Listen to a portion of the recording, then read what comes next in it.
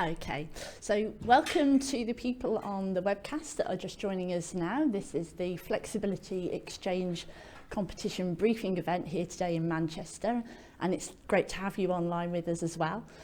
We're going to start with the presentations from BEIS now. So if you have questions online for Sally or Chris, just pop those into the chat box on your webcast screen, and my colleague Louise will be able to ask those questions for you at the Q&A sessions. So first up, we have Chris Galpin from BEIS, who's going to talk about the policy perspective that's driving this competition. Thank you, Chris. Hi everyone, and thank you very much for coming despite the weather. So kind of background to this, my name's Chris. I work in the Markets and Flexibility team in BEIS, part of the kind of broader smart energy team. And so kind of what I'm hoping to talk about today is kind of the kind of some kind of broader government initiatives and how this flexibility exchange work fits in within that, and hopefully kind of give you a bit of a contextual view on why we're doing this. So let's see if the technology works. Excellent. Very good. Yeah. So firstly, I'm going to give a kind of quick recap on how the electricity system is changing. I'm aware many of you are kind of energy sector regulars who will probably have seen that bit of the presentation many times before, so I won't dwell on it too long, but I'm aware that we could have quite a varied audience, so I thought it was good to kind of remind ourselves of the basics. Then I'm going to kind of talk about some of Government and Ofgem's Smart Systems and Flexibility Plan, which kind of lays out our kind of roadmap of work in this area. And then I kind of want to get into how that ties in with the kind of potential benefits of a flexibility exchange for the kind of wider energy system. And then hopefully that will lead quite nicely into the talks Sally's doing later with regards to kind of the details of taking part and the scope of this competition. So kind of firstly, it's worth noting that our electricity system is changing quite significantly. We're going from a position where not so long ago you had a few centralised power stations, quite carbon intensive, one-way energy flows down from power stations down to consumers, very centralised, and you know, most of the time, you know, when you wanted to change the generation on the energy system, somebody in a control room picks up the phone, gives someone a call. I know some people are smirking because there's still an element of that goes on, but where we're moving to in future is kind of an energy system that is much more decentralized, is much lower carbon, and sees kind of bi-directional energy flows. We're increasingly seeing kind of energy generation that's connected to the distribution level, whether that be renewable generation, whether that be battery storage, a whole load of other things. And kind of the benefits of this change, we often quote this figure from a kind of Carbon Trust and Imperial College research. The potential benefits of this change are expected to be somewhere in the range of 17 to 40 billion up to 2050. And not to mention, kind of these kind of changes are absolutely critical to making sure that we can hit our decarbonisation targets. So when I talk about a smart energy system, what do I mean? So I mean using, I kind of don't like this term, information technology, using data sensibly, using modern technology to manage the electricity system, managing generation, storage and demand in a way that is flexible, safe and coordinated. And as I kind of mentioned, the purpose of this is to make the energy system more secure, but particularly more affordable and kind of decarbonised. And kind of some important things to mention on this is we want all consumers to benefit from this change. So heavily what I'm going to be talking about today is kind of about markets and about how people who can provide what we call flexibility services can benefit from those markets. But I think it's always important to bear in mind that actually that is a route to an end, and the end is everyone benefiting. So I've got a few other points on the slide about our principles, but they should come across kind of further in the presentation. And so where do the benefits of this smart energy system come from? Well, in part they come from deferring or avoiding the need to reinforce networks, because we can kind of shift demand or generation loads to other points. we can reduce the need to build kind of new conventional generation. We can reduce the cost to balancing the system, system operation costs, and we can maximize the use of low carbon capacity on the system. And kind of this all ties in with kind of wider government objectives that are set out in the clean growth strategy and the industrial strategy. But kind of the really key document as far as we're concerned about smart is the Smart Systems and Flexibility Plan. And so this is kind of a government roadmap that sets out a series of actions for how we're actually going to make this change in the electricity system happen. And it's kind of been through a kind of few iterations. Most recently, our kind of update to the plan that was released in October 2018. So, as I said, this progress update, we've now completed over half the original actions that we set out in the first Smart Systems and Flexibility Plan. There are 13 actions remaining now, which we're hoping to have implemented by 2022. And in the update, we also set out 9 new related actions for government, Ofgem and industry, and those kind of follow on from things we asked for in the plan. So what did the plan talk about? So there are 3 kind of key sections. I primarily work on the bottom one, the markets that work for flexibility, but there are kind of other aspects of the plan as well. One of them is about removing barriers to smart technologies, and so that includes things such as kind of creating definitions for storage in kind of legislation and regulation, and kind of quite a few other kind of detailed things about planning and making sure that storage and other smart technologies can connect to the grid. There's a section on what we call smart homes and businesses, which is kind of heavily about engaging consumers in demand-side response and kind of rewarding energy use at times when it kind of is efficient for the system, because we're kind of increasingly acknowledging that 1 kilowatt hour of electricity is not actually worth the same at different times of day. There are, when no one else is using electricity and there's a load of renewable wind generation, it makes sense to use electricity then, and not when there's kind of no wind or solar generation and we have to turn up some fossil fuel power stations. And as it says on the slide, kind of there are a few key elements to that to do with kind of smart appliances, smart tariffs, smart meters, half-hourly settlement. And then kind of the final section of the plan is about markets that work for flexibility. And so this is kind of looking at a kind of technology neutral perspective at the kind of the revenue streams that people have available to provide services to the electricity system, how the electricity markets operate, and kind of making sure that they don't lock out new and exciting technologies and that they kind of encourage the right behaviors. Because kind of well-designed markets are a really powerful tool for getting people to do the right thing, but if they're not well-designed, then you have a really powerful tool for encouraging people to do the wrong thing. So kind of a kind of case study of one of the things that we've done under the markets area is you can use flexibility to avoid the need for network reinforcement. You can do that by kind of shifting periods of demand so that you kind of keep the demand the peak demand level within the capacity of that network. And so using flexibility services, we can smooth out these peaks. We can save money for consumers because while we're now paying for these flexibility services, we don't have to pay for a big chunk of network reinforcement in that case. And this is kind of a very new market, but distribution networks particularly are now tendering for kind of flexibility alternatives to network reinforcement. And it is kind of one of the markets that we now talk about when we talk about this flexibility exchange.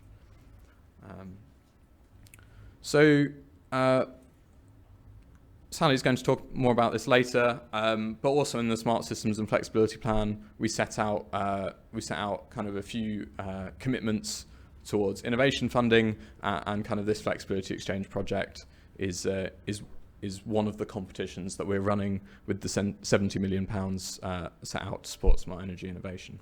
But I won't talk too much about the rest of these because Sally is definitely the expert on that.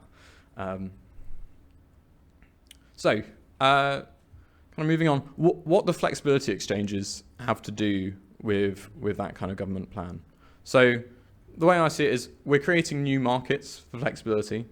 We're making the existing markets easier to access, And we're still working on this. This is not to claim that it's a completed process.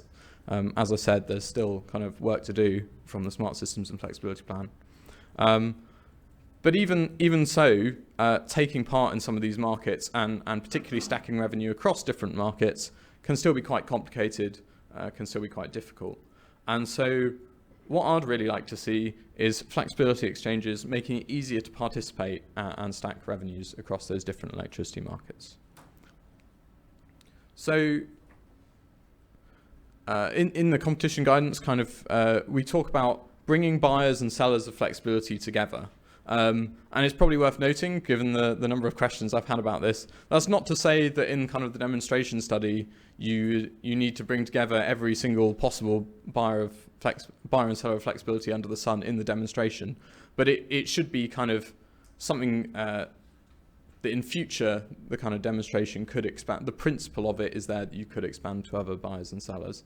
So kind of here I've set out a diagram that says kind of the people I see as potential buyers of flexibility, there may be others that I haven't thought of, a kind of national grid, electricity system operator, distribution networks, and kind of potentially suppliers and aggregators.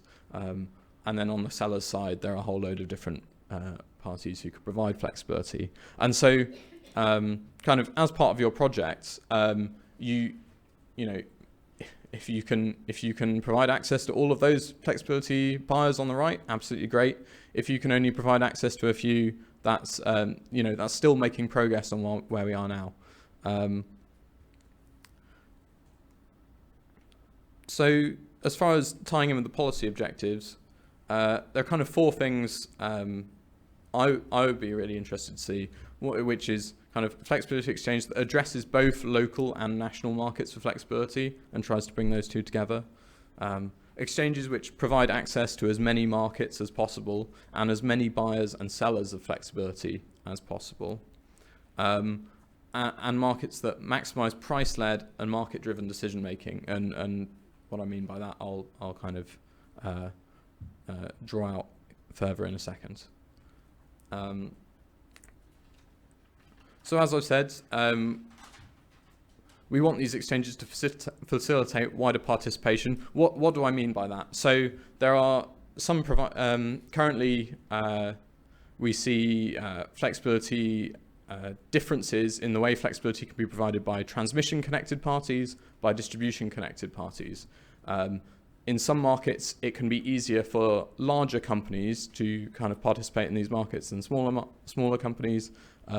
For instance, just because the sheer amount of paperwork that's involved in some of these things, provides a kind of barrier to entry. And so if we can facilitate participation by, kind of a level playing field across transmission and distribution, if we can try and standardize some of these things and reduce kind of administrative burdens so that as many people as possible can take part, then not only does that benefit the people who couldn't currently participate, but it also benefits existing participants because they have to spend less time handling paperwork. And the kind of benefit of this is for everyone else is that increased competition should in theory decrease the cost of these services to the consumer. And so what do I mean by facilitating price-driven coordination? So I think, as I've set out here, when different system requirements are in conflict. So for instance, if there is a generator behind a network constraint that could be providing a very cheap solution to a kind of system balancing problem, so there's a need for more energy in the system, but there is kind of a network constraint in the way of that, we need to work out how to resolve these problems in the most cost-effective manner, because there are a few different ways you could solve them. You could say, well, we should have built more network and then that generator could provide that cheaper price. Or we could say, actually, it isn't worth building that extra network just to get that slightly cheaper price because the kind of whole system cost doesn't add up. And so kind of looking at where kind of different system requirements may come into conflict, and trying to resolve them through a kind of market-led mechanism is something that we're really interested in seeing. So kind of what are the kind of system requirements that could be traded on an exchange? I've kind of touched on these, but kind of to to heavily simplify what you need to run an electricity system, you need to balance frequency, which means making sure that the energy into the system broadly matches the energy going out. You need to manage network thermal constraints, so you need to make sure you don't overheat the wires. You need to manage voltage, which people also talk about. Reactive power is what you need to manage voltage. And you also need to have services that allow you to kind of restore the grid if everything goes horribly wrong. So sometimes that'll be called like black start, sometimes it'll be called restoration. And within these, there are kind of a series of sub-products. What I've listed here are kind of general terms for the requirements rather than trying to list all the specific products that are currently on offer. But these are the kind of things that we see as potentially being traded on an exchange, again, kind of dependent on the kind of system operator and the network operators who are responsible for managing these things, offering them as kind of market services. So as I've said, kind of some of these things don't really exist as market products yet, but several of them do, and kind of we should expect to be moving to a future where more of these things are kind of available as market services.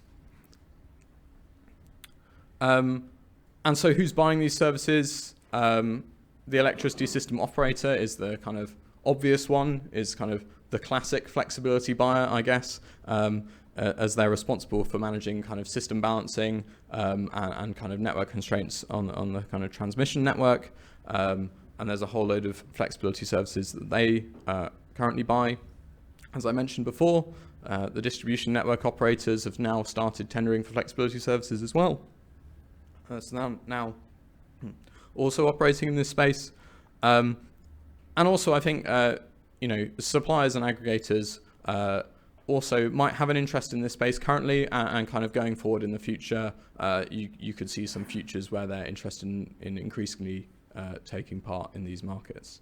And kind of the box at the bottom I've got there is kind of just a reminder to us all that there may well be business models that emerge in the future that we don't see currently. And so particularly the one that always comes to my mind there is what kind of implications would peer-to-peer trading have on kind of existing business models. But I'm sure there are plenty of very clever people out there who have a load of other ideas. So I wouldn't want to commit myself to saying that these three groups are the only people who will be buying flexibility services in the future. And kind of also what I want to touch on beyond the points I set out earlier about kind of widening competition and so on. I think there are potentially a few other selling points to flexibility exchanges. One of them is that it provides a kind of central actor who has access to an awful lot of data, and the kind of being a central hub for that data provision could be a really useful service that a flexibility exchange provides. There's also, I think, an incentive for flexibility exchanges to kind of push for improved metering and visibility of distributed resources. Obviously, there's an incentive for the exchange to kind of want to maximise their participation, but also to drive the standardisation and interoperability between different flexibility products, different flexibility markets, so that those flexibility providers can stack revenue and kind of maximise their participation through the exchange.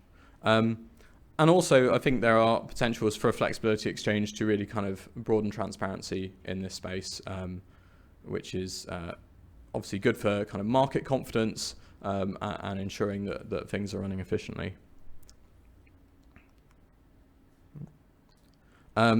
So to summarise, as I set at the start, the electricity system is changing, and that is going to continue happening. That's considering we need to decarbonise and we need to do so at low cost. This is the future now.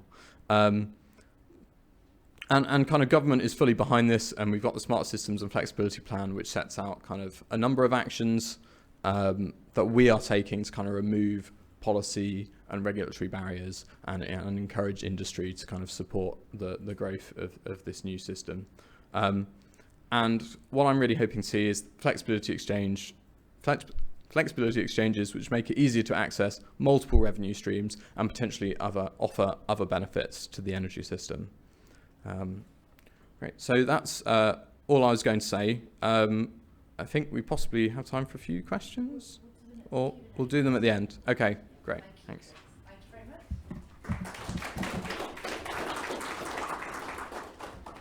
So there will be time to ask questions from people online as well. If you want to ask questions of Chris, we'll do it at the Q&A. The first Q&A is after Sally's next presentation, and Sally's now going to explain the competition scope to you. Sally. Thank you, Jenny, and I'll repeat welcomes from Jenny and Chris to you all this morning. Thank you very much all to those of you who have joined us here in Manchester, and also to everyone who's joining the webcast as well. So I've got two separate presentations I'm going to do. This first one is very much a bit of background, much as Chris has done. For a lot of you here, I recognise this will be very familiar material, but just to make sure that we're addressing everybody and bring everyone up to the same stage, I'm going to talk a little bit about innovation support generally through government, and particularly innovation focused on smart energy and flexibility topics. And then I'm going to move on in this first presentation to talk at fairly high level about the scope of the competition, and then we'll pause and have the Q&A session with Chris and myself covering Chris's presentation and this first presentation. And then there'll be a second presentation from me which goes into very much more detail about the specifics of the competition, about the process, about how you apply and where you apply and when you apply, and all those detailed bits of information about the competition. So, oh look, that's me again. So we'll flash back. I am Sally Fenton. I'm head of the Smart Energy Innovation team within BEIS, and I'll talk a little bit later on about how we fit in the overall innovation landscape within the UK and the activities that we're supporting at the moment. So some of these documents will look familiar from Chris's presentation. Just to link what we're doing in terms of providing energy support to some of the overarching government policies and activities and strategies that government's really pushing forward at the moment. So we have a number of very high-level documents set out here that have all been published within about the last 18 months. The industrial strategy, which is highlighting areas in the UK where there are opportunities, where there's already very good levels of capacity and capability, but where there's opportunities to really push growth. And within the industrial strategy, probably as you're all aware, there is a clean growth challenge.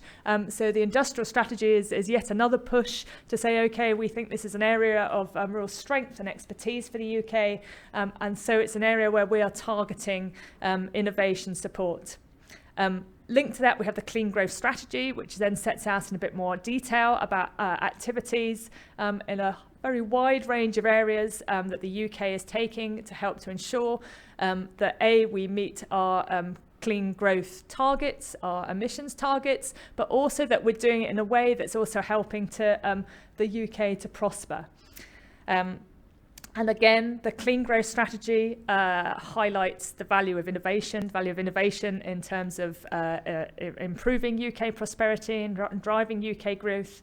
And the Clean Growth Strategy set out a commitment that there'll be £265 million of innovation funding dedicated towards smart energy technologies within the next, well, at that time it was within the next 4 years, so leading up to about 2021. Chris has already spoken about the Smart Systems and Flexibility Plan, and that sets out some of the more detailed policy drivers and actions that relate to this innovation activity. That within that document, as Chris mentioned, there are a number of very specific innovation actions, areas where we felt that innovation was going to help to deliver those policy aims. And then at the end, on the right-hand side, we have the Road to Zero document. That's a policy document published by the Department for Transport last year. And that, again, is a sort of roadmap setting out the routes, the actions that need to be taken to help to get the take-up of low and zero emission vehicles to help, again, to meet UK emission and air quality targets. I've probably said quite a lot of this already, just sort of highlighting some of the drivers that are there, particularly within the clean growth challenge in the industrial strategy. Again, there are very specific references in the industrial strategy which are really good to see because they sort of support the areas that I suspect most of us and all of us in this room think are really important. So it's good to see that's recognised within a very broad government strategy document. So specific references to the need and the will to develop smart systems for clean and cheap energy across power, heating and transport, and probably increasingly that link between those different energy systems, between power and heating and transport, is something that will come to the fore more and more in a lot of our activities. And I've already emphasised that I think all those documents that we had previously, all those strategy and policy documents, highlight the role and the value of innovation. This next slide provides an overview of the innovation support landscape in the UK. I use it because there's understandably, given the number of sort of bodies involved, there's understandably a bit of confusion sometimes about how we sit with our funding programme compared to UKRI, so what Innovate UK does and how they fit with our funding, how Ofgem fits with its network innovation programme. So what we have here is a slide that shows the four bodies along the top in sort of white blocks are what I would call policy bodies relating to energy.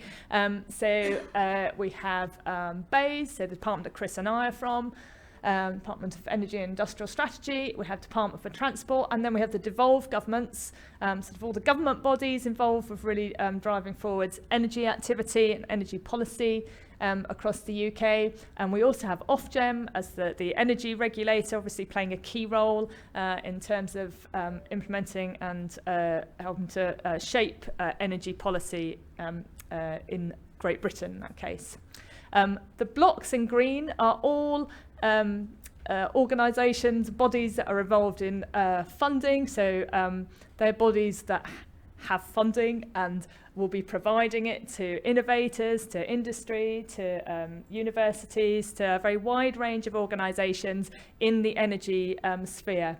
So on the left-hand side, UKRI, which is the body which is made up of Innovate UK and the research councils. I suspect many of you are familiar with the Innovate UK programmes and funding that they provide, or indeed the funding that goes through the research councils to bodies like EPSERC, which has the energy lead amongst the research councils. So the little-known block in green, second along, is SEIS, is the directorate that I come from within BEIS. So that represents the funding programme that we have within BEIS directly to spend, and I'll talk a little bit about that in a moment, but we have around £70 million directly to fund smart energy innovation in the period up to 2021, March 2021.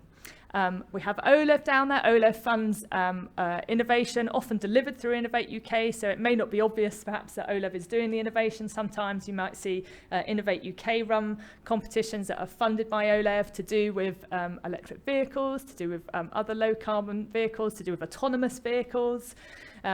Various different programs there. And then of course we have the devolved administrations who also provide funding directly for innovation. Then down at the bottom in purple, we can see the body Knowledge Transfer Network Jenni comes from, so the body who's helping to organise this event today and helps us to support networking activity in the innovation area. And we had the Energy System Catapult. Again, many of you may have come across the Catapult, which does work in terms of, again, sort of networking, bringing people together, and in terms of providing modelling activity, for example, in the energy area. So that's my canter through the energy support landscape. Hopefully that's a bit clearer and not even more confusing, but yeah, it's perhaps a useful reference one.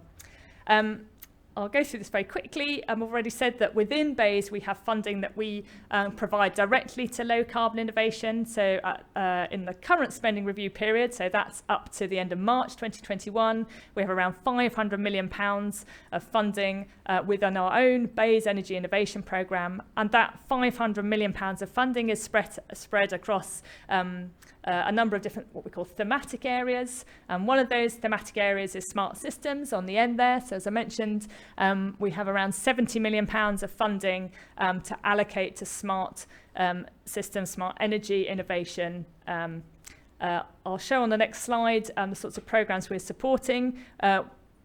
because we're coming relatively close to that end of March 2021 deadline, we are getting to the point where pretty much all of that 70 million is already allocated. And in fact, I don't think I'll encourage you to add up all the numbers on the next slide, because it does come to more than 70 million, and somebody might notice that soon and stop me spending it. But at the moment, we have within the Smart Energy Innovation Programme, we have our budget of up to 70 million. We have competitions, most of which are already out, and there are projects underway already in most of these areas in terms of energy storage competitions, demand side and demand reduction competitions. We have quite a big vehicle-to-grid competition, which has been delivered through Innovate, so you may see that as an Innovate competition, but the funding is from ourselves and from OLEV. We have the flexibility markets competition that we're seeing here today. We have a number of smart meter focused competitions that are looking at how you can use data from smart meters, how you can use smart meter to kind of really drive behaviour in both domestic and non-domestic settings. And we also have a couple of international collaborations underway at the moment. We have a programme with UK and South Korea, some very interesting sort of synergies and complementary activity going on in South Korea and the UK, and we've been able to put some projects together there. And we have a programme called Power Forward, which is a UK-Canada programme, which again is trying to look at where we can look at technologies and solutions that can be working in both countries, and where there are opportunities to benefit from testing technologies in different countries and taking forward solutions and looking at sharing knowledge across the two countries. Right, so that's my overview of sort of innovation landscape, and particularly the innovation landscape that focuses on smart energy support. I'm going to go on now to talk about the FleX competition itself, a little bit about the overview and the scope, and then, as I said, then we'll have a pause for questions before we go into the more detailed description of the competition processes. So, FleX competition objectives and aims. So we have 5 stated objectives for this competition. First, around demonstrating the technical implementation, so the sort of practical, how you can go about actually implementing and running a flexibility exchange in practice. Equally, we want to look at the commercial viability of moving to these new flexibility exchanges. And we want to understand through these demonstration projects the potential impact that flexibility exchanges could have on whole electricity system costs, on helping us to move to our low carbon future, and helping to make sure and ensure that we have energy system security. So Chris talked about where he sees potential value for these flexibility exchanges. So this is then something that we're trying to draw out in the competition to understand the potential impact of the exchanges. Information that we get from these projects will help to inform policy decision, both in the near term as the projects are running, and obviously looking a bit further forwards. Hopefully it's clear by now, Chris is from our policy side. I come from the innovation team. We work very closely across the two teams to make sure that projects that we're supporting with innovation are also helping to inform policy developments. And we also want to look, as Chris has highlighted, on whether these flexibility exchanges will, in practice, help to increase this participation, help to bring in consumers, perhaps domestic prosumers, perhaps community groups, smaller commercial operators that are not typically or not at the moment engaged in helping to add to system benefits with the flexibility products that they may have. And you will see that these competitions, objectives and aims, if you look at the competition, that these objectives are then translated into the assessment criteria that we are applying to select projects for support. So the FleX competition has a budget of up to £4 million of grant funding available, and then within that we said for any single project we would set aside a maximum of 2.5 million. we've not set a formal maximum of the number of projects that we'll fund, but we've said that we expect it to be up to about 3, and that fits with the sort of figures that we're talking about here. This is grant funding, so you will, as a project team, be required to put in match funding from private sector sources. I'll talk a little bit more about that in my second presentation. I'm going into the more detailed processes and requirements of the competition. The demonstrator exchanges should be operational prototypes, so we expect to have a sort of a thing that is working at the end of the project time, at the end of the funded project. And we have put some requirements around the trials, that we expect them to involve at least 100 individual real participants, and they could be broadly sort of wherever you find the most appropriate participants and owners of flexibility assets. I've mentioned a few times in the presentation so far that we have a deadline of the end of March 2021 for our current spend of our current funding. So we expect the majority of the project work and certainly any sort of major costs and funding that's needed from BEIS to be completed by the end of March 2021. We cannot give funding beyond that deadline. That's our deadline at the moment.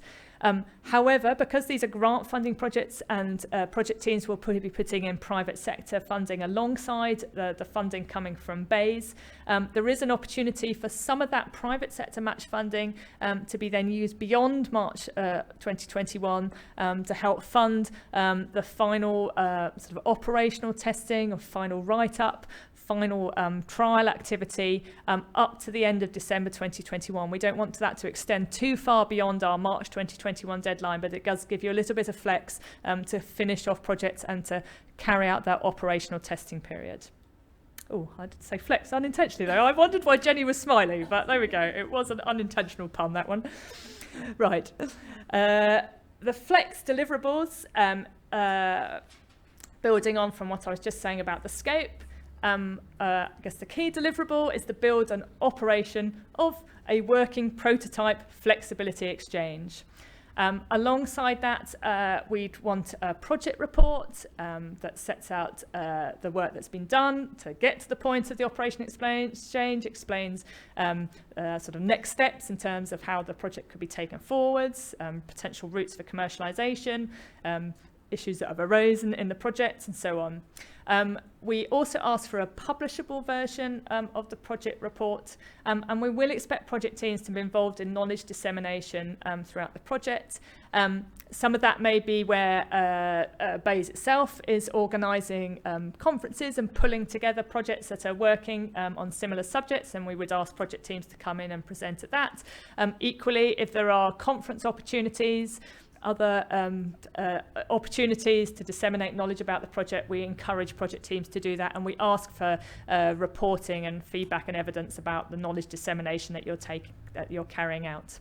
And also, probably as part of that project report that comes in for BEIS, we'd ask project teams to think, as I say, about further commercialisation of the flexibility exchange. Right, so that brings me to the end of my first presentation. So we're going to pause here for Q&A. And Chris, if I could ask you to join me. There's difficult policy questions that I can't answer. I'm going to direct them to Chris. Okay, so because we are webcasting, please can you wait for the microphone to get to you before you ask your question, so everybody online can hear it as well. But does anyone have any questions for Chris or Sally on what you've seen so far?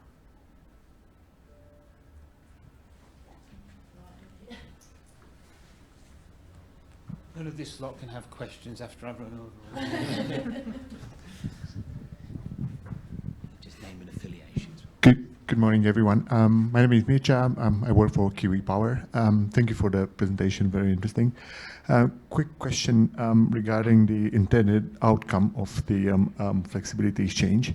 One of the points we had there was the ability to stack up revenues from multiple markets. Now, this is something we're trying to do on behalf of our partners who participate with their assets into flexibility programs today. One of the reasons we find that incredibly difficult beyond technology, which we think we solved it more or less, is the way current programs are structured, either by the system operator or written into law, if we're talking about capacity markets and so on and so forth. So I'm kind of struggling to understand how the flexibility exchange will actually address this, because this goes back to how measurement and verification plans have been issued, and it's a lot more granular and practical level rather than having a single exchange platform, at least in my view. Thank you.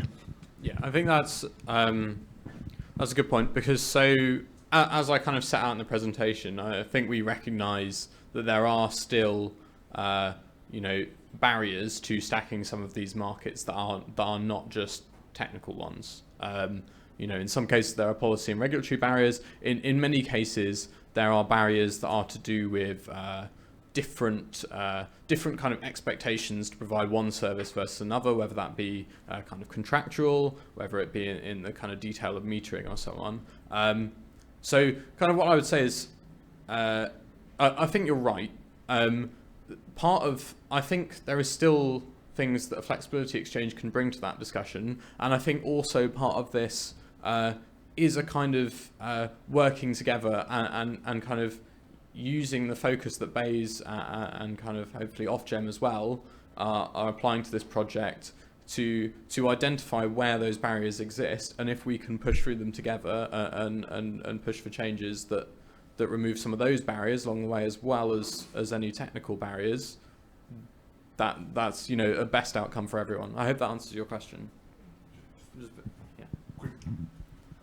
Quick one, because this addresses how we're going to approach this. So basically, you're happy if we're building a platform as we think the markets should work, rather than a platform addressed to the markets the way the markets work today. So I think there's a trade-off. I think there are aspects of that approach, and having a plan that follows that approach in the longer term, certainly that could allow you to achieve more benefits. There is obviously risks with that approach when it comes to project delivery, if you're relying on things that don't exist yet. So, but I think you've identified kind of that tension there of it's some element of being able to work with what is there currently, but also if you have a vision for how things could be changed to make it work even better, that's definitely something we would be interested in. Hi, thank you. Chair Comerch's fantastic presentation. I'm going to feed off his question, actually. In terms of, we're a company, Harry from Opus1 Solutions. We kind of go into granular optimal power flow when it comes to the node of the grid. So where an electron adds and takes away value and the computation surrounding it. That's something that's kind of a miss from a broader platform trading, and the broader benefits and quantifying it is, I think, what the approach is. Would you be open to something far more granular, very more tactical from a grid operator perspective, the impact of a single electron on that feeder and how that benefits or takes away from a flex perspective? I've got to be honest, I'm not sure I entirely understand what you're proposing, which is probably my fault. Are you able to give me a bit more kind of detail of what you mean? Yeah, so I mean, the impact of an electron on a single feeder, how do you quantify it? Pre-trading, right? So a settlement and a trading of a mass electron that adds to flexibility, but what is the actual impact on the network model of that feeder owned by, let's say, a DNO? How do we build that into a flexibility platform to give it far more visibility and robustness from a physics-based perspective? So it's kind of understanding the impact from the network and the system operator perspective. Yeah. I may have to think about that one. Okay. And I suspect it's possibly a question that maybe some of the network operators and system operators in the room may be able to help me with. It certainly sounds like an interesting idea. I'm afraid on the spot I couldn't say whether it was. Maybe something for the one-to-ones. I will just say that that I'll have to think about the answer. You might hear more than once from us. After this information event, we'll be using the questions that you've provided us, and which have already some questions that we've received online as well through our Smart Innovation mailbox. We're producing a clarification document, and that will capture the questions that we've had so far and set out our answers. So if there are questions today where we say, we'll have to go away and think about that, when we publish the clarification document, and we're aiming to do that by the 25th of March, then there should be a clearer answer kind of one way or the other in that clarification document, which will be produced online, and KTN will circulate that to people who've been who've registered today for this event and have been involved in this event, as well as publicising it on their normal channels. I believe we've got a question from the online audience as well. This is a question, I guess, more aimed at what we need to do post-event. So they are essentially looking for a collaborator online. Is there a means of sharing their expertise and connecting to other companies with other areas required for successful participation in the competition? So I know obviously we've got the give-get wall. Are we able to create something that allows that across, that we could share? Everybody that's registered will get a digital copy. Yeah. All the give-get cards. Okay. Hope that answers your question. Any other questions in the room? Okay, well, we've got another QA after the next presentation, so if you do think of anything from what you've just heard, you can ask them in the chat. Thank you very well. Sally, stay there. Right, more of me, I'm afraid. Okay, so now we're getting into the nitty-gritty, and you'll see that actually the questions that both of you have raised, some of that will come up in when we talk about some of the detailed criteria and the selection selection criteria as well. Though you will also see there's a bit of fuzziness in how we've addressed those points within documents as well. So, competition eligibility, assessment criteria, and the application process. I'm going to start by talking about the sort of overview of the process. I will go on and put some dates against each of these bullets. So where are we now? We're at the sort of far left-hand end at the moment. Also, my lovely diagram here is not to scale. Some of these dates are a lot closer than others. Competition launch was at the end of January. We're here now at the information day. We'll be moving on soon to the deadline for proposal to be submitted. So that's the 18th of April. After that, we have a process of assessment.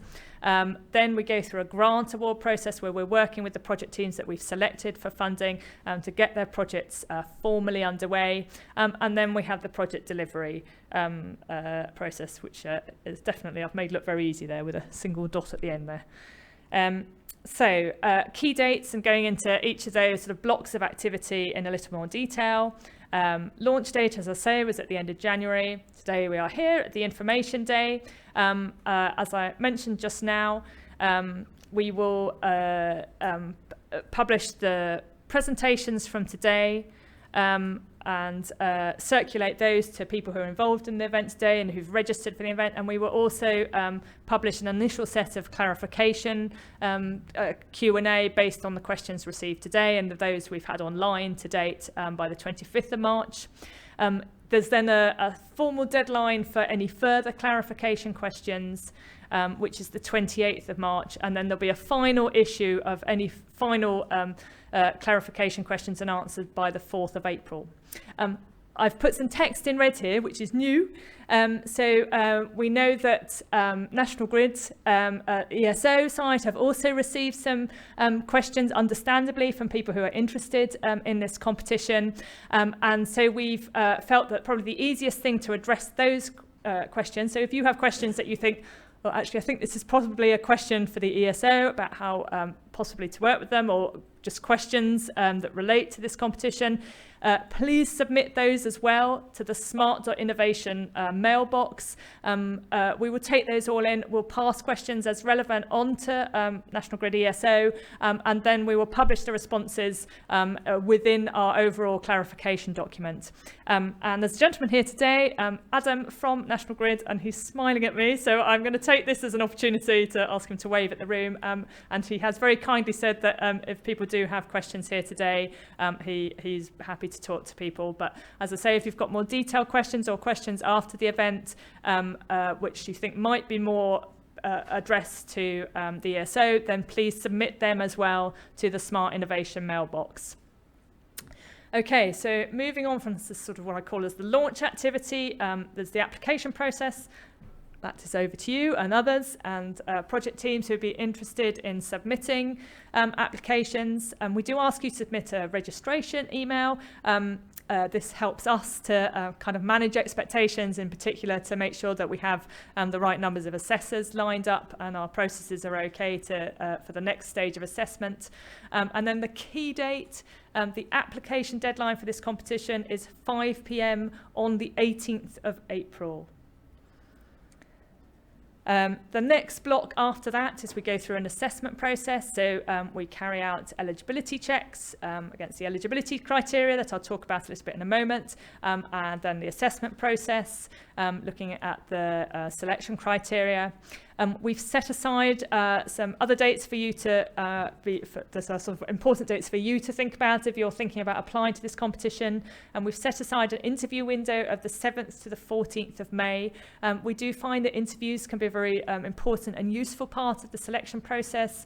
And certainly my aim at this point, if we don't have an overwhelming number of applications, is that we would aim to interview all project teams that get through the eligibility stage, because we think it adds a lot at the assessment process. We're expecting to have completed the assessment process, got through the interviews, completed our assessment by the individual assessors, to have got through the moderation process to the point where we can notify project teams of the outcome of their proposals in June. You'll see my dates get a bit fuzzier as we get further out. Then the next stage of activity is grant award and project delivery. So there is a phase which is very process focused. If you are a project that's been selected for funding, where you'll work with us within BEIS, and also with we work with some additional technical support, which is being provided by a consortium of technology consultancy companies, which is led by McDonnell. So we'll be working at that stage to firm up on the project milestones and project details, to get the project agreement in place and signed. They are long legal documents. If you've printed out the competition document, I apologise, it's a really thick document, and a large proportion of that is just because it contains examples of our grant agreement and grant offer letter, most of which are very lengthy terms and conditions, which at this stage you probably don't need to worry about, but then start to come into sort of into focus at this grant award stage. As I've already mentioned, in terms of end dates, we're looking at the 31st of March 2021 as the deadline for the point where we can give out BEIS funding. We can't give out BEIS funding beyond that date at the moment. So we're expecting the build and commission and perhaps some initial operation of the prototype exchange to be completed by that end of March date, but that there could be some final project activity, so perhaps the actual point where you're sort of really running the exchange prototype and pulling in data and finishing off those reporting requirements can take place up to the end of December 2021. For all our projects and for all our innovation programs, we have evaluation activity. Some of that is ongoing as projects are underway. And then there is also some post-project evaluation. That activity takes place, so that's where we have that later end of March 2022 date, where we do some follow-up activity. We're very keen, obviously, to see what happened next. That's often the most exciting bit of innovation programs and providing innovation support, is that you see where projects go on to and where they get to in their next phase of life. So I'm going to go through the application process. I'm not going to dwell on this too much. This is quite hard to take in orally. It's probably requires sitting down with the competition document if at the point where you are thinking seriously about making an application. All these details are in the competition guidance document. So the things that you need to submit if you want to take part in the competition by 5 p.m. On the 18th of April are a completed application form. This is a Word document you can download from our website. Download it, complete it. We then recommend that you upload it as a PDF. There's a finance form, that's a spreadsheet. We ask you to leave that in spreadsheet format as you submit that to us, please. It makes it a lot easier to look at data and transfer data. There's a sheet with signed declarations within the application form. I just highlight that because it's quite a long way down through the application form and sometimes it gets overlooked. You'll need to have signed declarations if you are a consortium, both from the project lead and from all the formal consortium partners. So from anyone who's expecting to receive funding from BEIS, we need you to be signing that declaration sheet as well. We ask for a high-level Gantt chart or a similar project plan for the project itself, and we ask for copies or references to your most recent company accounts or equivalent. File format. I'm afraid we still work on the old-fashioned email application process. You will have to send emails to our smart.innovation@beis.gov.uk email address. We do have a maximum email size. I've not tested this recently, but we do ask that you keep email attachments below 10 megabytes. To avoid any problems. Send them in multiple documents if necessary. Make sure it's clear in the title and in the covering email that you're sending multiple documents if that's the case. Submission costs, I'm afraid those can't be claimed from BEIS. They're not part of your eligibility costs. Multiple applications. This will sort of test how well you've read this competition form. I did realise while putting the slide together that this was my deliberate mistake in the competition guidance. I've cut and pasted this from another competition. So when it says you can send in multiple applications if you have different energy storage technologies, don't worry about the energy storage technologies. You may submit multiple applications in this competition if it's for unique projects. We'd obviously need to see sufficient differentiation if you're taking part in or applying for a number of different individual projects. And if you are an organisation that's applying for multiple projects, we'd also want to have the confidence that you have the capacity to be able to take part and to deliver successfully in a number of, in more than one project. The slide specifically deals with consortia. While it's not mandatory in this competition to be applying as part of a consortia, we expect that quite a lot of projects, applications will be coming in from consortia, and there are some things just to bear in mind if you are taking part as part of a consortium when applying to this competition. So you don't need to put in submissions from each of the partners. Please make sure that you're just providing one application form, and that should be completed and submitted by the project lead, the project coordinator. Though, as I mentioned before, all the individual project consortium partners will be required to sign the declaration sheet in the application form. We understand that putting together a consortium can take a long time, and that's often a very time-consuming bit at the start of the project to kind of pin down those relationships.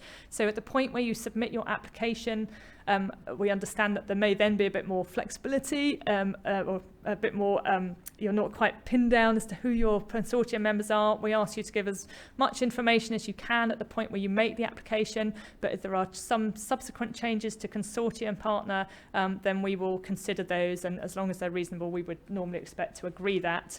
At the point where you start your project, where we have the grant offer documents in place, again, often the thing that takes the most time is the actual consortium agreement, where you're setting out those detailed relationships and detailed working processes between the different partners. So projects can be formally started before you have your consortium agreement signed, fully signed, but we cannot make any payment to you until you have that fully signed consortium agreement. So if you are at that point where you're starting and are not signed, you're obviously a little bit at risk in terms of getting that first payment from BEIS.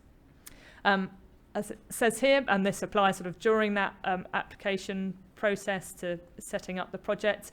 If you make changes or wish to propose to make changes to your consortia or to major subcontractors in a project, then you will need to be coming to us at BEIS to ask for approval. Again, we sort of usual legal caveat, we would not unreasonably withhold that approval, but we do need to understand the reason for the change and to understand how it's going to impact the project. The lead company in this competition, or if you're a sole applicant, then the company making the application must be a registered private sector company. If you're the lead company in a consortium, we from BEIS provide the funding to that lead company, and then it's the responsibility of the lead company to distribute the funding to the different project partners. That's probably one of the biggest differences we have to the Innovate process. So in Innovate, the funding goes directly from Innovate to the individual partners. In BEIS, we deliver the funding to the lead company, and then the lead company will distribute that to their project partners. If you are working in a consortium, then no single partner in the consortium can incur more than 70% of the total eligible project costs. Otherwise, it's not counted as a consortium in EU state aid terms. And a lot of the sort of regulations and the eligibility criteria are very much driven by the state aid regulations, which Brexit, whatever happens there, we go into this with the state aid legislation that is in place at the moment, the general block exemption regulation, and that the rules within that regulation we will be applying through this competition. So, here we go again, more about the GBA. So the funding, some of the funding details. Activity that's being funded in this competition is carried out and fits within the umbrella of this EU state aid legislation, the GBA, the General Block Exemption Regulation. And the General Block Exemption Regulation, it's a great read. I encourage you all to have a quick look at it, particularly if you're making an application. There are some key sections. The GBA sets out very specific definitions of industrial research and experimental development, and those are the types of activity that we're going to be able to support and fund in this competition. And in the competition guidance, you'll see those definitions are set out. We expect the majority of costs in this competition to be for experimental development. That's sort of at later technology readiness level, but some of the project costs we recognise might be for slightly earlier stage activity for industrial research. And you'll see later on that those different industrial research, why I'm kind of emphasising them now, is because industrial research and experimental development attract different levels of grant funding. As it says here, the match funding required, so the amount of match funding, so the amount of private sector funding that you will need to put in alongside the BEIS grant depends on the type of organisation you are and also on the type of project activity, so whether it's industrial research or experimental development. And just again, a couple of quick sort of caveats. The grants that you are, if you are successful, that you're awarded from BEIS, may be lower than the maximum limit that's permitted under the GBA. So we may decide for A, you may apply for a low level, B, we may decide that there are reasons why we think, perhaps for value for money reasons, that we will offer a slightly lower level than the maximum limit. All the project costs as well must comply with the GBA definition of eligible project costs. Again, these are set out in the competition guidance document. I have put in the tables from the competition guidance document that set out the different grant intensities, and I realise these will be very small if you're writing, if you're beyond about 10 foot from the screen. I'm not intending to go through these in great detail, particularly the numbers. Again, it gets a bit confusing if I spout the numbers. I think there's a couple of key things to note. One, as I've already highlighted, any industrial research activity attracts a higher level of grant funding. So the proportion of total eligible cost that comes from grant compared to how much match funding you'll put in is higher if it's industrial research. you get less funding support from the grant if it's experimental development. You can see very quickly from the table that small and medium-sized enterprises attract a premium. You get additional funding if you're a small and medium-sized enterprise taking part within the competition. If you are working in a collaboration, there are higher levels of grant intensity that can be secured. There are some specific conditions around collaboration and around exactly what that involves. And also, if you are expecting to be carrying out some wide dissemination activities, then also you can qualify for those higher levels of grant funding. At the bottom, the row, you can see that I've referred to university and research organisation, and also this applies to more broadly to sort of public sector, third sector organisations, charities. It may be possible for those organisations to receive full funding as project partners within a competition, within a project that's supported by this competition. We tend to deal with these questions, and it's a question that we often tend to come back to you on a sort of one-to-one basis. But the thing that drives whether you are eligible for full funding is whether you are carrying out what's described as non-economic activities under the terms of the EU state aid legislation.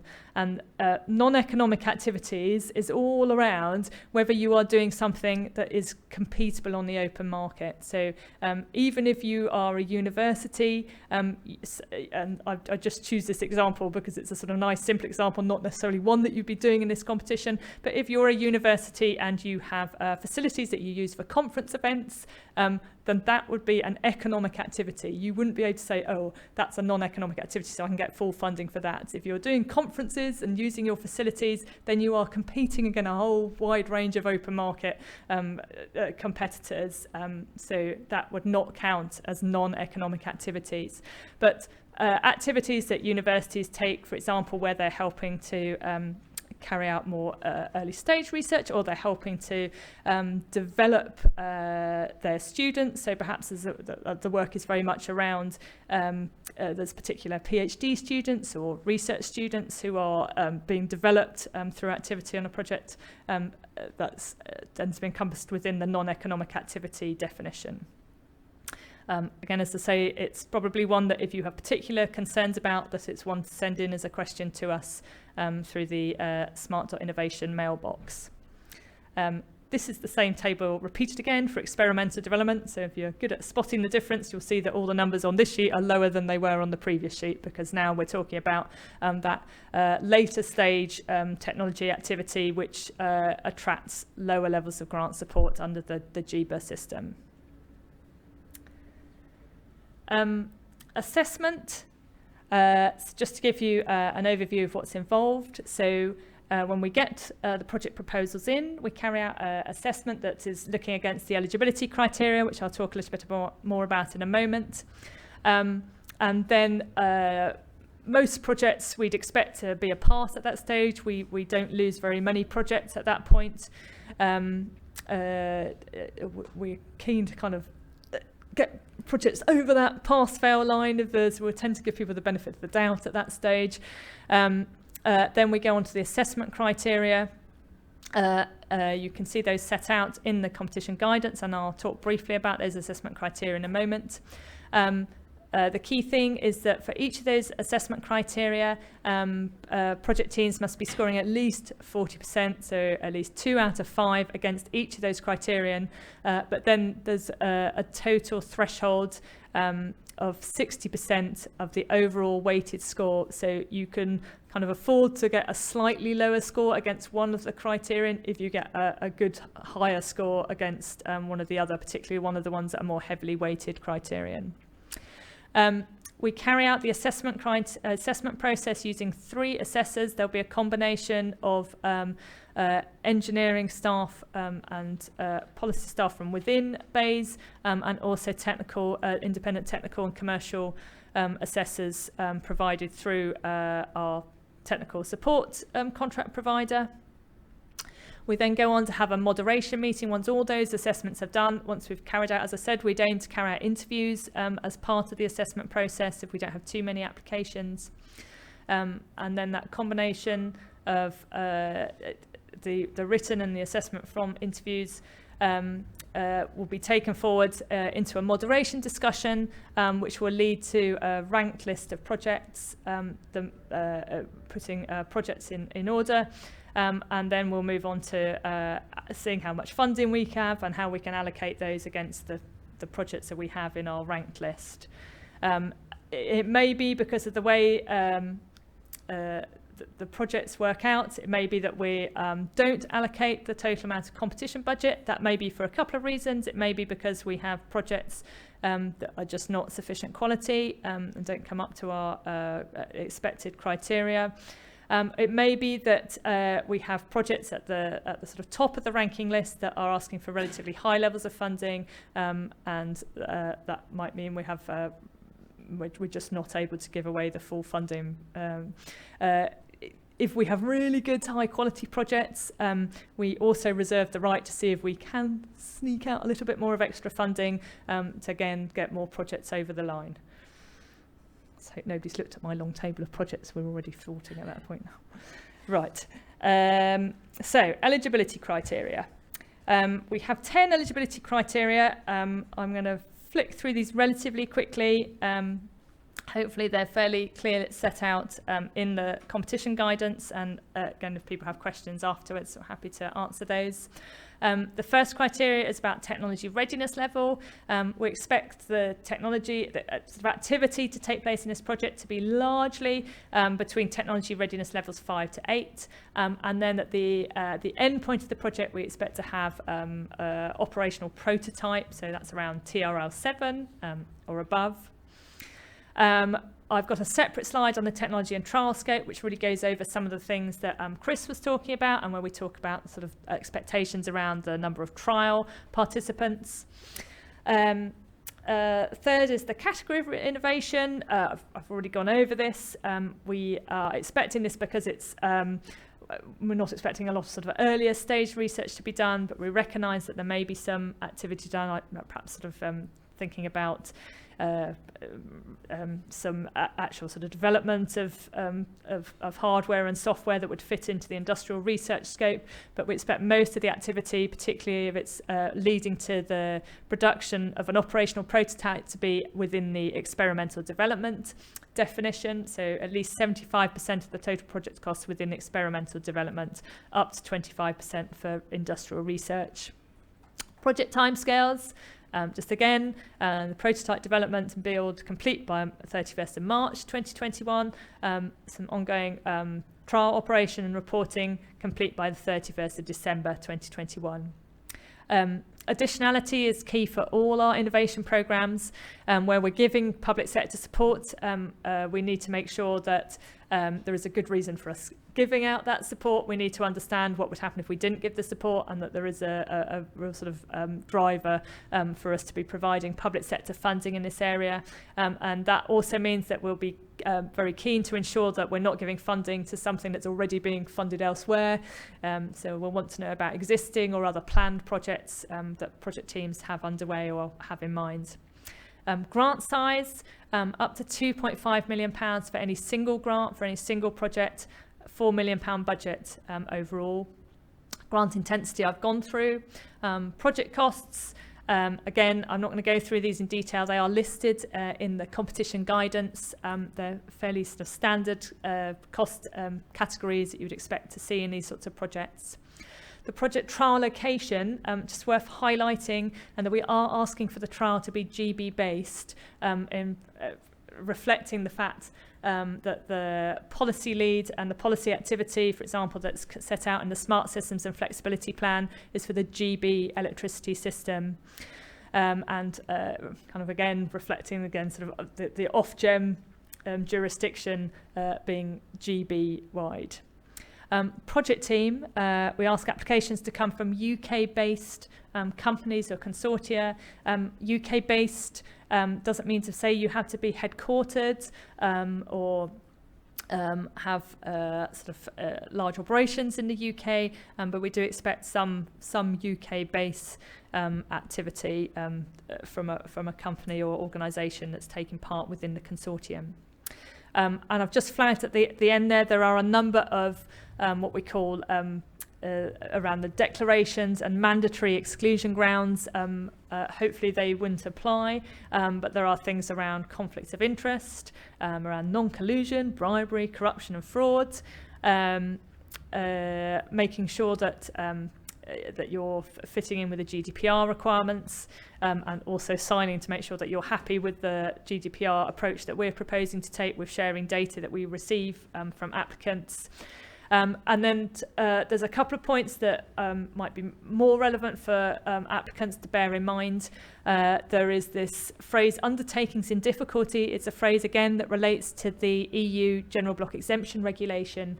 The definition of undertakings in difficulty is quite specific. That's set out in the competition guidance, and in the application form, there is a very explicit question that asks applicants to say whether they would define themselves as an undertaking in difficulty.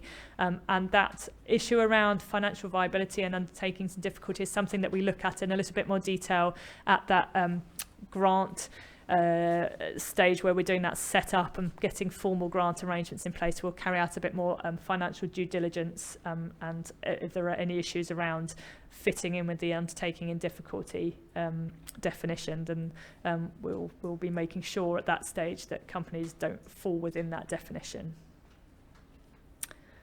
I said that we had a separate slide on technology and trial scope. I've actually got a couple of slides. The first one talks about the technology scope, but this very much links to Chris's presentation, so this should all look fairly familiar. I think I've just made it less exciting by putting it in words rather than in pretty pictures, as Chris had, and I've just taken the text here from the competition guidance. So as Chris said, we're expecting the FleX pilots that are supported and developed through this competition to enable distribution connected sources of flexibility to access both local and national markets for flexibility. And this kind of, I think, comes back to the points we had from the Q&A earlier, where we've set out a number of products that are there on the market already, which are in a position to do so. You could go and seek to get contracts in place to provide these services already to the ESO or potentially to DNOs. So those are kind of the now products, and if you're setting up and trialling your prototype exchange, then those are the sorts of products which you could obviously potentially use to actually test your prototype exchange. We've asked that you scan products provided by both National Grid ESO and at least one distribution network operator. But and this comes back to your point, we also recognise that we're trying to do a little bit of looking to the future and looking at what potential other products there might be, what other things could be brought into markets for flexibility. So some of those products that you think might be important in the future and might be usefully brought in and exchanged on your flexibility exchange, they might be products that are not there at the moment. You might want to set out ideas about what those products are. Equally, you might also recognise that if those products are to become incorporated and become part of and used within this flexibility exchange, then there are derogations are needed from existing regulatory or contractual frameworks. We'd obviously, if you can secure those derogations within the competition, that's great. But identifying what those derogations are that would be needed is also important, and also something that we recognise that people may only get to that second point of identifying what those derogations are rather than actually being able to secure them within the timescale of a project supported by this competition. I've highlighted here that we know and recognise that projects may also involve developing and building an actual platform that's managing the exchange process, that there may be software application programming interfaces to be developed, to access the exchange, and that you may also be working and having to develop hardware, software, communications, control equipment, both for monitoring and controlling different flexibility sources. So that's perhaps some of that bottom line might be where some of that industrial research, that slightly earlier stage research is taking place, activity is taking place. In terms of the trial scope, we've set a target of involving at least 100 individual real participants engaging in delivery of flexibility for your exchange. And those participants could be domestic, commercial, or public sector owners of flexibility assets. We are very open about what those flexibility assets are, and we haven't set in restrictions at all about where the actual flexibility is coming from. We do ask, though, that a proportion of the trial participants should be these smaller consumers, small in terms of the level of flexibility that they can offer to the system. So as Chris mentioned, they might be domestic or small commercial or community groups providing flexibility. And we understand that some simulation might be required, particularly where we're talking about these potential future flexibility services that could be managed through the flexibility exchange. But this is expecting to be leading to a working prototype exchange. We cannot give funding for projects that are just simulation, not for simulation only projects. And just a point at the bottom, again, that sort of comes back to our additionality criterion, that we can't give funding for projects that are already receiving or expect to receive funding for a similar type of activity. Okay, so that's a quick run through the eligibility criteria, that sort of pass-fail criteria. Then we have a set of assessment criteria that we use to actually to rank the projects that are coming in through the competition. Excuse me. So our first criteria is around energy system benefits, including facilitating access to flexibility markets. That's our most heavily weighted criteria. It encompasses quite a lot of elements. Again, the details set out within the competition guidance, and there's guidance in the guidance that kind of gives you, steers you towards where we'll be sort of how you just secure higher marks against those assessment criteria for each of the criteria.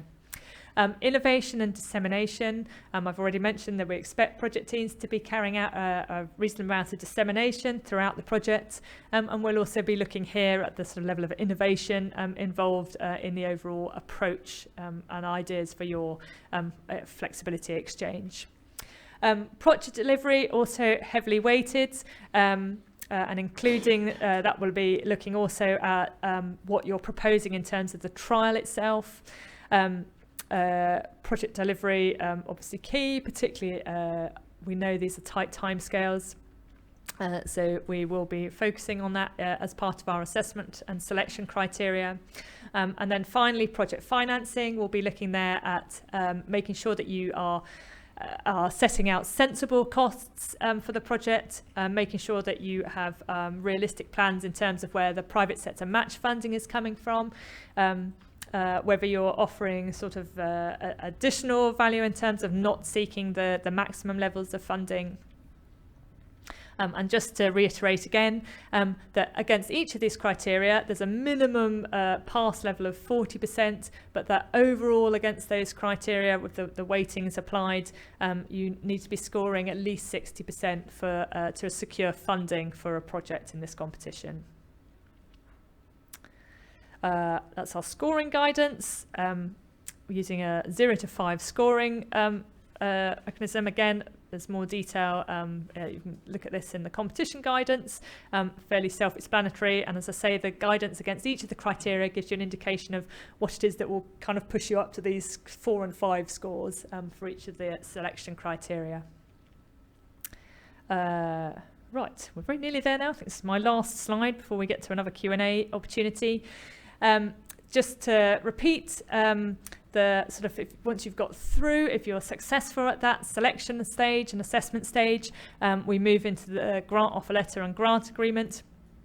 As I've already mentioned, we carry out some due diligence again at that stage, just to be certain about the funding position, to be certain that companies are not within the undertakings and difficulty definition, to make sure everyone is clear on the grant intensity that they are eligible to receive. Make sure that everyone understands the terms and conditions in the grant offer letter and the grant agreement. You'll see in the competition guidance document we published the current version of the grant agreement. There is a new agreement that's being developed at the moment, so if you do go on to receive funding in this competition, the grant agreement you have will look slightly different to the one you have.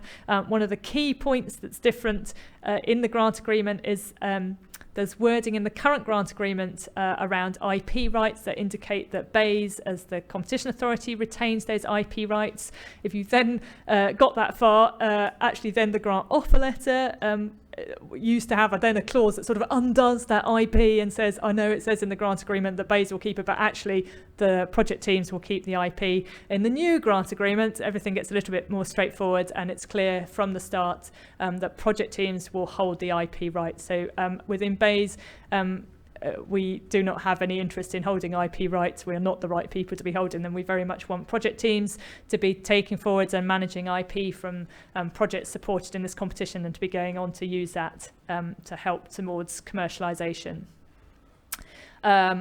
And so hopefully fairly self-explanatory. The terms and conditions in the grant agreement are a standard set of terms and conditions that have been developed by Cabinet Office to apply to grants. We modify those slightly through our grant offer letter to make them more applicable to innovation competition projects, but those are terms that that all of us here are stuck with. Those are the terms and conditions, certainly as they will appear in the revised version of the grant agreement.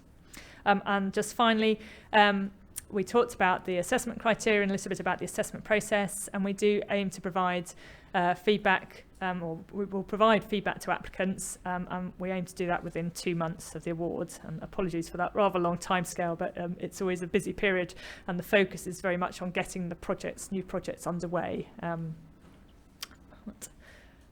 Right, so that's the end of the formal presentation, and now I think we have a further opportunity for Q&A on all those detailed bits of competition process. Yes, we do. Anybody in the room to get started? Hi, it's Christopher Jackson, Advanced Infrastructure. A very boring question. I saw you mentioned a 75-25% split between industrial research and experimental development. I haven't seen that in the FleX competition guidance notes. Is this official? It is in the guidance notes. Sorry. Yes, no problem. Yes, yes, it's just as I say, to kind of push that emphasis on it helps stretch our budget further, and B, helps to kind of emphasise the sort of type of activity that we're really expecting to be funding through this programme. Thank you. I think we have 3 questions on the webcast.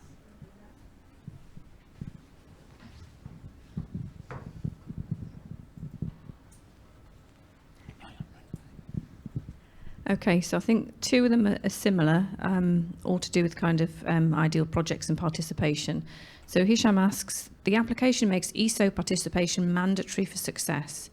That to a certain degree makes ESO have the ability to select. Is that the correct assumption? No, so ESO will help us to cooperate in terms of addressing questions about, I guess, around sort of products that might be relevant to this competition. They won't be involved in the assessment or selection process, and at the application stage, we've worded it so you're expecting to involve products that are offered by ESO within your flexibility exchange, or have the capability to incorporate ESO products within your flexibility exchange. But we're not expecting you to come in with an application that says, I've got a firm commitment from ESO that they will give me a contract for this product. It's all around having that capability within your flexibility exchange to be able to incorporate ESO products and DNO or other products. Okay. And the next one is, what would an ideal consortia look like? Answers on a postcard. I might plead the Fifth Amendment on that one and not answer it directly. I'm not going to answer it directly because we have such a broad range of project teams that work. Some of which, when they come in, I think that's never going to work, and then are very successful. So we've set down some minimum requirements in terms that we expect the project lead to be private sector, but actually we've been very open in this competition.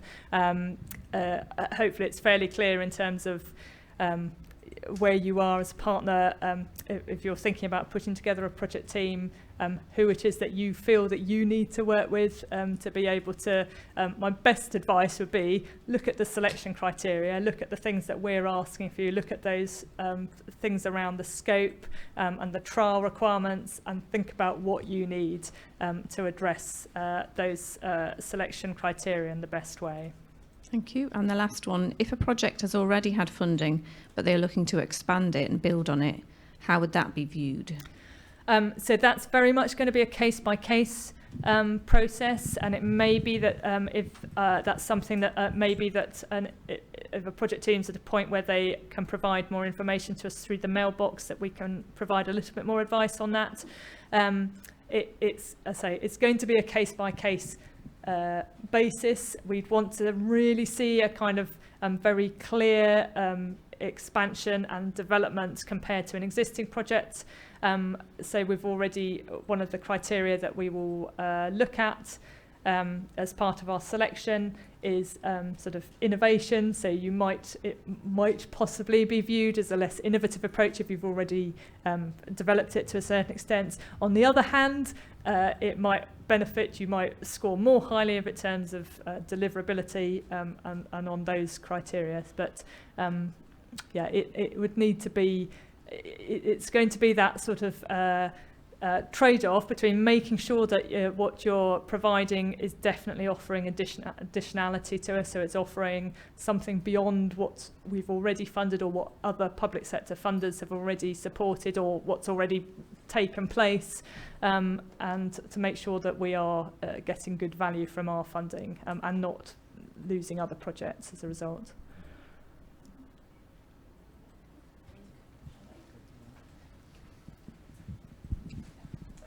Zhongwei Liu from Interest Market Grade.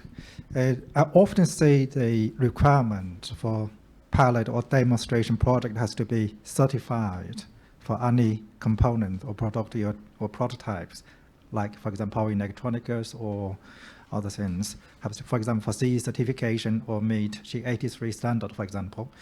But prototypes normally, you don't have sort of kind of certification yet, like, for example, like a TRL 5 or 6. It's not in range. So you only apply for this certification or to get it certified, and when it's market ready. So that's it's a bit of confliction. I think that's particular for us. That might be one of my take it away and think about questions. I'm not sure that the TRL definition automatically, sort of TRL 7 automatically requires you to have been through that formal certification process. I guess there's going to be some things with your operational and working where there will be potentially certain amount of certification required. But I did see one particular product and put it together with the transportation, with the EV charges for the phase 2 implementation, basically pilot demonstration. They ask it definitely is a certification for the CE certification of G83. Of course, normally for under operations, you have to meet the standard for commercial. But for a pilot project, it's quite a challenge to get everything certified. And then things will change. The product of the pilot will for improvement. Any minor improvement, you have to apply the certification again. So we've not made any explicit wording in our requirements about certification.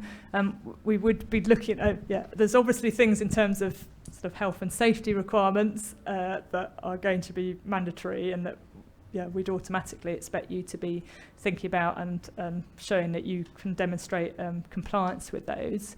So it is going to be, yes, it's on a sort of individual project basis. But yeah, I think prototypes are prototype. I can see potentially on the EV side that where you've got that very much individual, that more direct involvement with consumers and products that are consumer-led and consumer-used, that there may be higher levels of conformance and compliance required.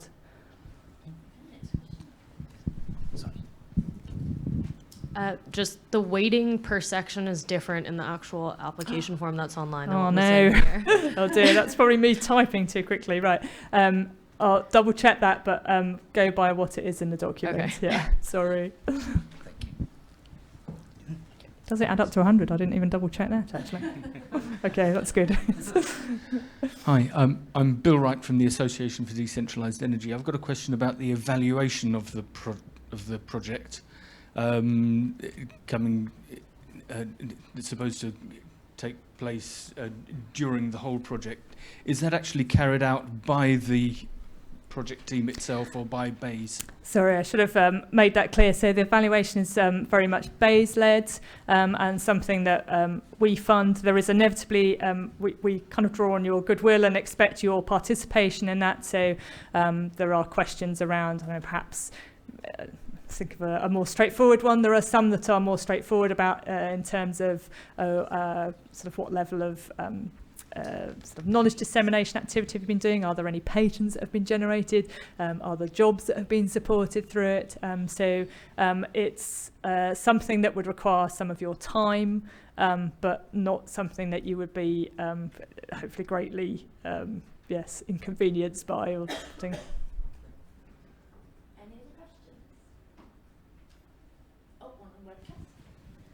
Must all current flexibility products types of response be included in the new Flex exchange? I think the key point in there was it whether they all had to be included, to which the answer is no. Okay. I think that will address I hope the that question. answers that question. Yes. Yeah, if it doesn't, please write to us at the mailbox address. Well, obviously, if you can include all of them, that'd be great. Yeah. Yes.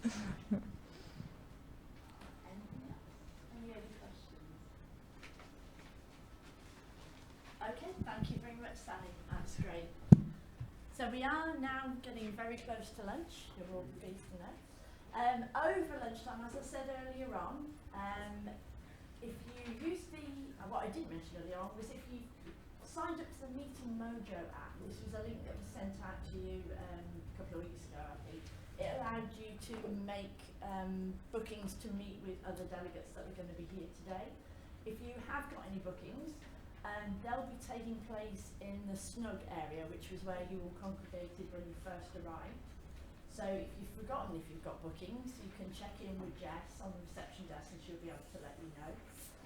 If you would like to book a one-to-one with BEIS, now you've heard all of the presentations. If you have a project idea and you just want to run it past them to make sure it's in scope before you start getting involved with applications, you can book those again with Jess. So as I said earlier, there's going to be 3 slots with Sally and 3 slots with Chris from 1:30 till 2, and then another half an hour, so another 3 slots with them both at the end of the event. So you can book in with Jess. And then finally, my gift get card, again, I'll hold that for the people in the room. Do fill these in. If you haven't already done one, pop them up on the networking wall, which is in the snug. It's the poster board in the snug. And go and have a look at what skills people have in the room.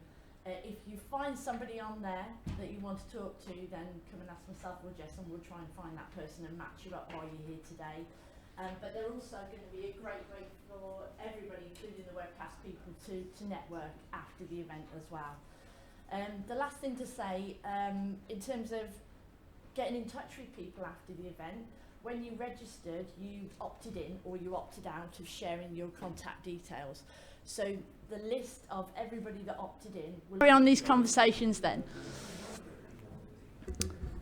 So welcome back to the webcast viewers as well. We have next our presentation, our case study example of one of the feasibility studies that were previously funded by BEIS in this area. And I'd like to invite is it Jonathan? And Ben. Oh, a double act. Jonathan, Jonathan Atkinson and Ben Aylott. Thanks very much. Yeah. Is it not? It's not presenting yet. Thanks very much. Yeah, I'm Jonathan and this is Ben, and we're from Carbon Co-op. So Carbon Co-op is a community energy intermediary organisation. We're based here in Manchester, just around the corner from here, and we're made up of members. So we're a community benefit society, so we're owned and controlled by our members, and they're householders. Predominantly what we do is around energy efficiency. So it's whole house deep retrofit and helping our members to retrofit their homes. But we've got more and more into the smart energy agenda, and this feasibility study, as was mentioned, was done last summer, and it was between us, Carbon Co-op, and Regen, who are based in the southwest, that some people might know, and do a lot of work in this space. And really, we're looking at flexibility market designs, and we talked about what's the next slide, isn't it? The community energy aggregator service as a way to enable small-scale flexibility. And really, the community energy community aggregator service is a way to engage and involve community energy groups. They're very locally focused and have a good relationship with their members, and to enable them to participate in larger flexibility markets. We'll talk a little bit more about that as we go on. We, in particular, in this project, looked at USEF, the USEF framework, and also SJAM and OpenADR, and Ben will talk a little bit more about that. Yeah, so if you take anything away from this presentation, I would hope it's that you become curious about what USEF is if you don't already know about it. It's the Universal Smart Energy Framework, and we see it primarily as a conceptual framework and a language for talking about flexibility markets. So it's not a prescriptive model. It doesn't tell you exactly what to do, but it can help you think about and talk about flexibility market designs. Now, within this framework, one of its main, I'd say, properties is that the aggregator role is very, very important. So it's designed to work across most European markets, which have a lot of commonalities. So the aggregator role is very important in this framework. This can, at first glance, make it a poor fit to the current UK supplier hub model, although this obviously is currently under debate whether this should be reformed. One thing that's quite good about the framework is that it recognises that the needs of different actors within the system, such as the ESO or the DSO or the aggregator or the supplier/BRP, as they call it in the framework, these can be quite different. And it does seek to rationalise the different needs and interests of these different actors. So we think that's quite a positive thing about the framework, which merits it for consideration in this whole debate that we're having now. What is also good is it allows for clear segregation of economic or market and coordination regimes. So I think in a lot of the discussions we've seen that have been happening in this space in the UK, markets and coordination are seen to be two different types of activity, but USEF allows these to be meshed together into one single process. And perhaps more importantly, it helps us to imagine and envision new flexibility markets and products which were maybe traditionally part of more operational regimes. So it's a good way of really starting to imagine what flexibility markets in the future could look like and what new products and services they could create. So a lot of the work on ENA Open Worlds, which you've probably seen, that unfortunately came out slightly later than when we were doing the study. So it's probably worth commenting quickly on the relation between this and some of the things that have gone on there. I think what we're asked sometimes is, well, which ENA Open World does this correspond to? But it's, as with many things, it's not quite as simple as that. So actually, what we were advocating for, in some respect, has elements of different ENA open worlds. I mean, ideally we would have put something in the study about this and how they relate to each other, but we submitted it before a lot of this came out, in particular before the ENA added the 2 worlds on the end, World D and World E, to their project. But we think USEF could help a lot with the work that the ENA are doing, and certainly where I've attended some of the ENA stakeholder events, I've been trying to advocate for them to also take a look at this. And we know that in the context of, I think, there's an NIC competition which is being run by SPEN, I think, in Scotland, called Fusion. They are considering how USEF can slot in with the work the ENA are doing. And it is worth highlighting that SGAM, which has been such a big focus of the ENA's Open Worlds work, it's not explicitly concerned at the moment, at least if you go by the specified standard, with market design. So you do need something else apart from SGAM in order to talk about flexibility markets. Yeah. So in terms of the business case for ECAS, I think we would say that there's a lot of strong kind of overlap that suggests that community energy organisations should be involved in this area. They have a local focus that often maps onto specific energy system issues. They usually have a relatively high profile in their areas of activity and a high level of trust with householders. That means the kind of installations and equipment that we might want to install there, they'll have a relatively easy job doing that. And especially in the case of Carbon Co-op and other organisations that look at retrofit, then there are clear kind of overlaps in terms of ongoing kind of aggregator services mapping onto retrofit services.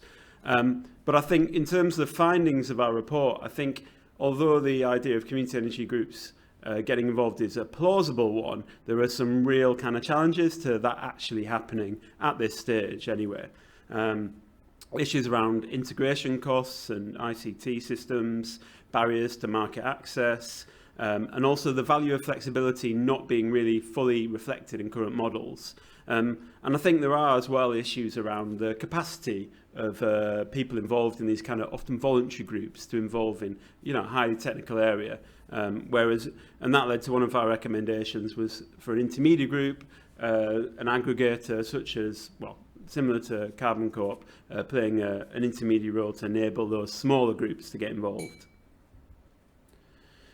Communities don't currently play that larger role in the energy system, but one thing we wanted to highlight is in other European countries where there are slightly different regulatory regimes, they do. And there are some really interesting energy cooperatives, especially in Spain, Belgium, France, that have been able to mobilise quite large numbers of people into these not-for-profit systems and have been quite disruptive to those markets there.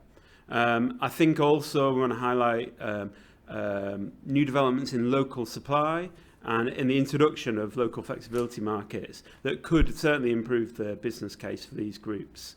And as I said, the very hyper-local kind of nature of these, we believe there is some benefits that can be unlocked there.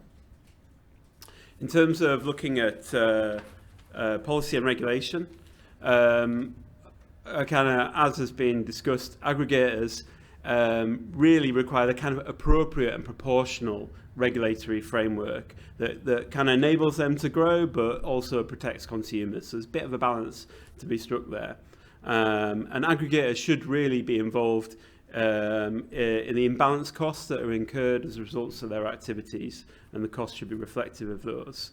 And as, again, has been discussed throughout the day, the idea of flexibility markets being integrated, merged and harmonised, and unnecessary complexity to be removed to enable kind of greater access. I suppose some questions here, as Ben kind of hinted at, is the supplier hub model compatible with this idea of independent aggregators? Are existing licenses and roles appropriate? We've talked a little bit about regulation there. And we need to ensure that the gatekeepers to unlocking these new markets aren't incentivised to restrict access if we are to open up these fields to new entrants. There were some more limited findings in a very general heading of technology. So I think it's probably Carbon Co-op's opinion primarily that, and probably many of yours, is that the energy sector could benefit from a lot of the disruption that's taken place in tech and IT, and many of the things that we will need in flexibility markets and demand-side response systems or control systems. They share a lot of characteristics with mobile applications and things like this. You know, they're very event-based. They're low latency. They have large numbers of concurrent users. More importantly, whenever we have the opportunity, we try to push a standards and interoperability agenda, and we think this is really crucial in driving quality and lowering costs for consumers. And you can point at markets around the world where standards and interoperability are playing a key role in enabling these new flexibility products and services. There was some stuff on security. I think I might skip that. It is important though. It is very important. So just to finish, we didn't put this in the report, but I thought it might be I tried to come up with some principles for market design. I thought that might be interesting for this forum, based on what was in the report. So we have, well, you can read them yourselves, but we have things like equality of access, which we've spoken about already. So ensuring that everyone can access these markets on an equal basis, whatever their technology, whatever the nature of their organization, and whatever their motives. One thing we're starting to become concerned about with some of the ENA work, although there's a lot that's very good in there, is we need to keep an eye on the whole system costs and benefits of these activities. At the end of the day, it's about what will deliver on the 2050 carbon dioxide emission reduction targets at the lowest cost for consumers. There's always a danger that when you start to get into the nitty-gritty of modelling all these things, that you start to slip into overemphasising some people's costs and benefits over others, and we need to keep sight on the long-term goal. Interoperability and standards, and the only other thing perhaps to add is there's been some great initiatives around opening up access to data in the energy sector. I guess we'd particularly like to highlight OpenLV, which is being run by WPD. We're very pro the idea that data about how the energy system operates is made available to third parties. So OpenLV, which is an initiative to make more public the operational data from substations, we think that's a very positive step in the right direction and fairly essential, we think, for enabling a lot of this flexibility services to take off. So that's us. Thanks for listening. Yeah, and the report's on our website. Oh yeah, take a look. It is there somewhere. Does anybody have any quick questions? Where's the microphone? It's a simple question. Just like the microphone.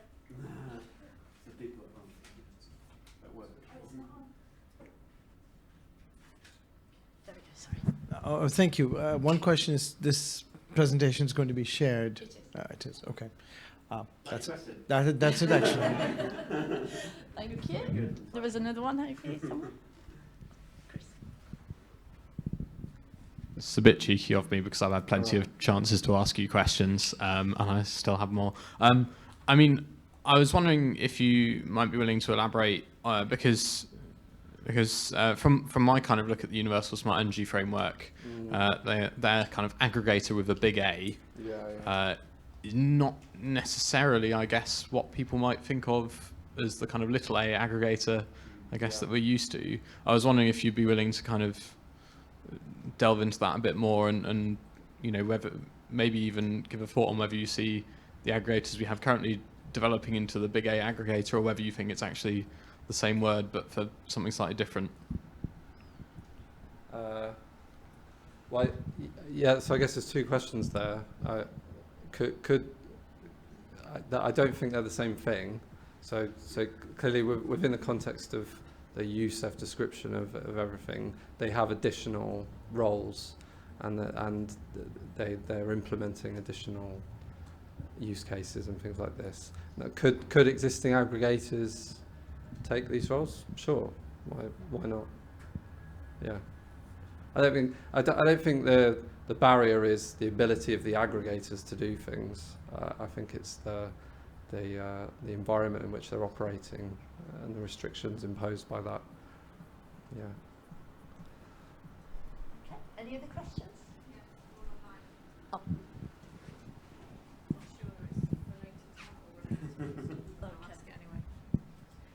Any advice about how to facilitate the coordination between ESO and DNOs? So we didn't, yeah. I mean, we didn't look at this explicitly in this work. It was because we were concerned with quite a lot of different aspects of this ECAS model. So in terms of the detail on the exact, setup in terms of the SGAM or the USEF implementation, there wasn't a lot there. So I mean, we don't, from this work we wouldn't really be in a position to make any recommendations like that. Okay, thank you very much. We're going to close the questions there, so thank you very much, guys.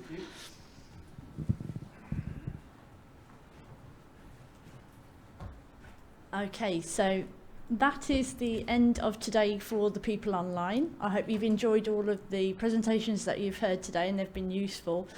You'll receive an email probably early next week with a link to the recording, the slides, a link to the government website where you can find the competition details, and also a list of the delegates' contact details for the people that opted in.